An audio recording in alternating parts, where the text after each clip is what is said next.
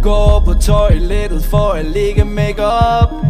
En masse brun creme, men hun glemmer sin krop. For om lidt skal hun i byen for at gå amok. Så hun husker sin BH, der er fyldt med push-up. Hun vil besøge en veninde fra hendes folkeskole, så hun cykler derhen i en alt for kort kjole. Og folkene på cykelstien, de kigger på hende, men hun er ligeglad, for hun kan lide at vise skin.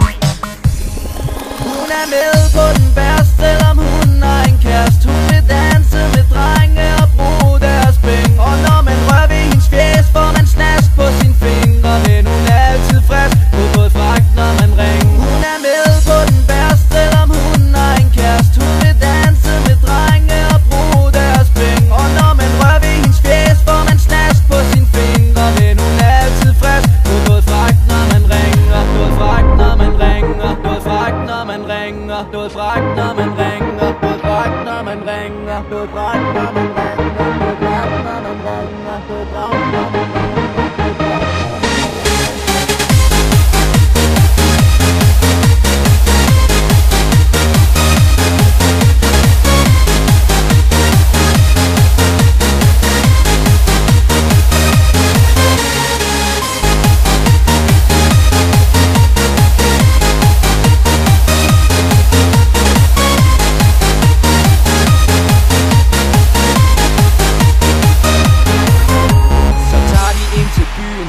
Tage på klub, men dørmanden siger, at hun ikke er gammel nok.